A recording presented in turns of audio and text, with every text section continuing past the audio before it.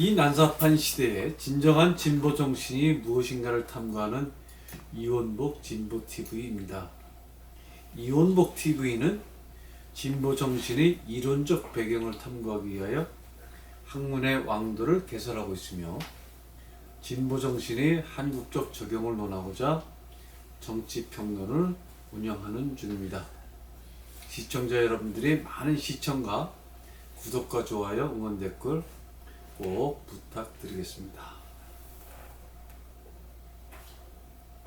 우리말에 남의 떡이 커 보인다는 말이 있습니다. 뭐든지 내 것보다는 남의 것이 더 좋아 보이고 훌륭해 보이는 심리를 드러내는 말인데, 비단 우리에게만 해당하는 말은 아니고 전 세계 사람들이 공통 심리가 아닐까 추정을 해봅니다. 지금부터 약 100여 년 전까지는 전 세계 사람들 약 80-90% 정도가 대부분 어느 변방 골짜기의 촌놈의식 속에서 살고 있지 않았을까 생각해봅니다.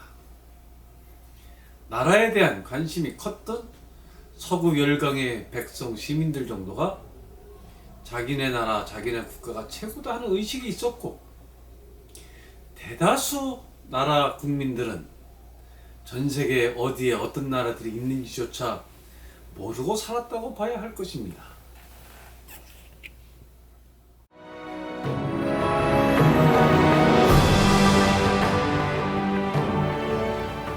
골짜 컴플렉스, 촌놈 컴플렉스는 대다수인들의 일반 의식입니다. 이들은 읍내에 가야 세상 여러 만물을 만나고 맛보는 것이었죠. 읍내에 갈 때도 늘 긴장을 해야 했습니다. 읍내에는 골짜기에선 보지 못한 건달들이 죽치고들 있어서 늘 귀한 소중품들을 빼앗는 것이었습니다. 차부가 있는 읍내가 늘 중심이고, 내가 사는 내 마을은 뭔가 부족하고 열등한 것이 대부분이었지요. 음식도 차부 근처의 식당에 가야 맛있고, 내 동네에서는 기껏 해야 감자, 고구마 구운 게 전부였지요. 사람들은 이렇게 읍내가 1등 지역, 내 집 골짜기는 2류, 3류 지역이란 의식 속에 사는 것이었습니다. 차부에는 내 동네에선 볼 수 없는 버스나 기차, 심지어 자가용들까지 심심찮게 보이는 것이었지요. 학교도 있고 좀 더 세련된 동네에서는 병원과 극장도 있는 것이었습니다. 읍내에 가서 영화라도 한 편 보고 오는 날에는 그 흥분이 한 달 이상은 가는 것이었지요. 건달들 때문에 걱정이 없는 것은 아니지만, 그래도 그놈도 눈에만 안 띄면 무사히 하루가 지나가니까 읍내를 안 나갈 수 없는 노릇이었지요. 읍내는 전기도 제일 먼저 들어오는 것이었습니다. 읍내에 사는 아이들과 저 골짜기에 사는 아이들하고는 자랄 때부터 신분 차이가 분명한 것이었지요. 읍내에 사는 아이들이 먹는 바다 마른 옥수수와 산골에 사는 아이들이 먹는 일반 옥수수가 같을 수는 없다는 것이었습니다. 어쩌다 산골 아이가 개구리 뒷다리 반찬으로 자랑을 하려치면, 차부의 아이들은 기름이 잘 발라진 김을 꺼내 약호를 팍 죽이는 것이었지요. 와, 김 정말 맛있다 싶었습니다. 차부의 아이들은 색연필과 도화지, 크레파스도 있는데, 반면에 산골 애들은 그런 게 뭐지? 하는 게 대부분이었지요. 선생님들도 차부에 사는 애들만 유난히 더 살피는 눈치였습니다. 차부의 아이들은 스승의 날에도 만난 수박, 참외, 복숭아와 미제커피로 선생님들을 홀리는 데 반해, 산골짝 애들은 고작 찐감자, 옥수수로 선생님들을 홀리니 선생님들이 산골 애들을 정말 감자 취급해 버리는 것이었지요. 이렇게 생겨난 열등의식은 부지불식 간의 나의 윤영기의 삶, 상당 부분을 점령해버리는 것이었습니다. 그리고 이러한 열등의식은 사라지기는커녕 더욱더 커져서 우리나라 것보다는 일본 게 더 좋고 일본 거보다는 미국 게 더 좋은 것으로 계속 확대되어 나가는 것이었지요.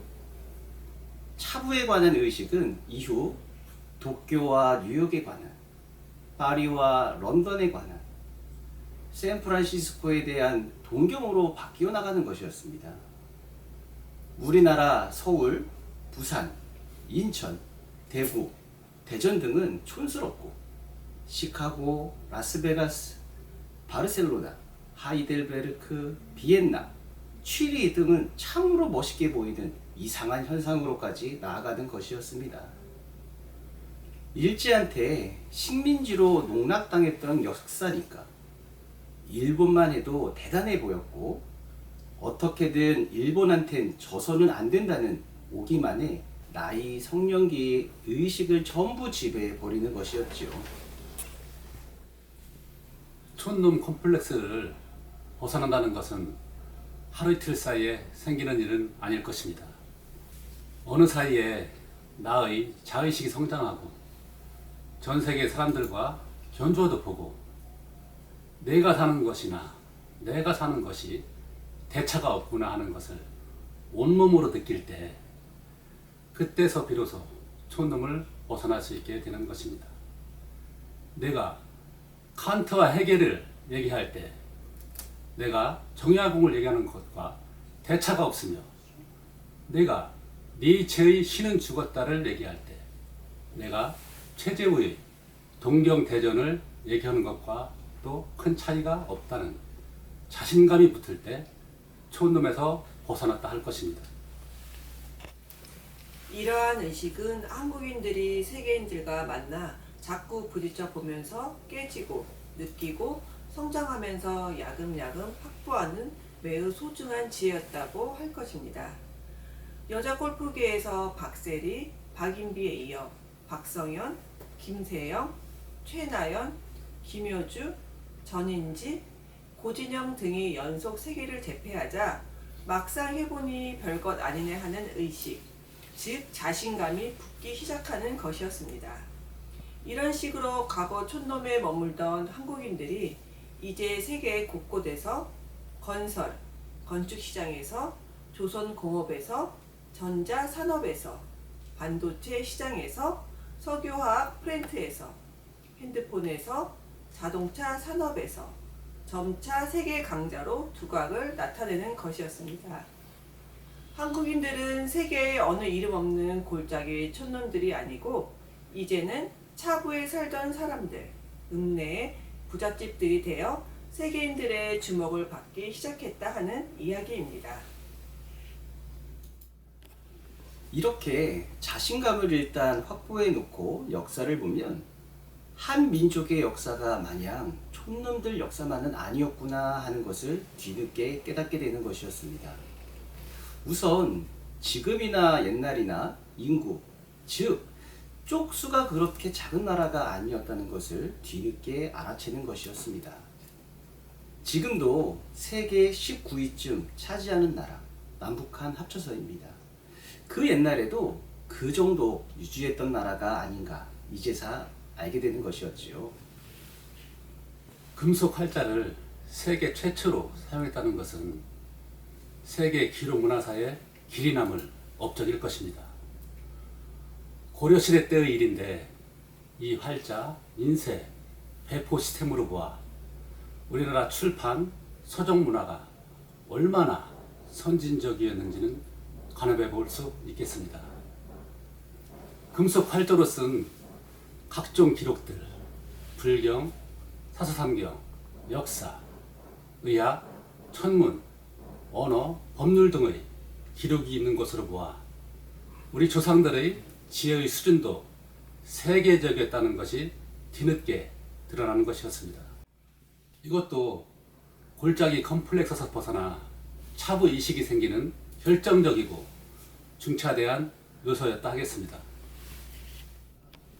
이러한 얘기들을 하는 이유는 서세동점의 지난 200여 년간의 역사 이해에서 우리가 잘못 생각해온 많은 오류들이 있었다는 것을 지적하기 위함입니다.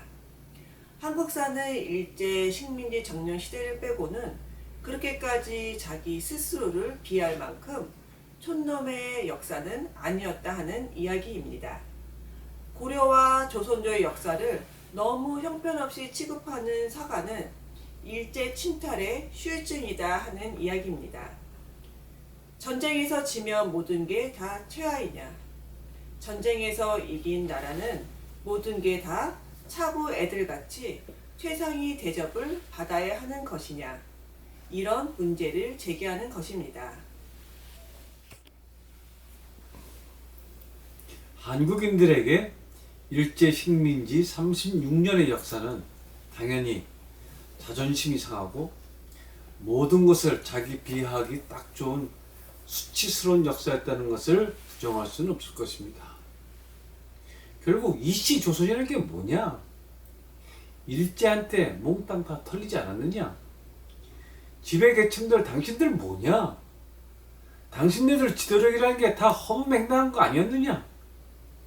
이러한 아노미적인 현상, 무정부주적인 패닉 현상이 한국인들은 거기에 빠져들 수밖에 없었을 것입니다. 결국 이에 대한 반동으로 이제부터는 우리 거는 다 던져버리고 일본 거, 미국 거를 최고로 치며 살자 하는 의식이 한국인들을 지배해버리는 것이었지요.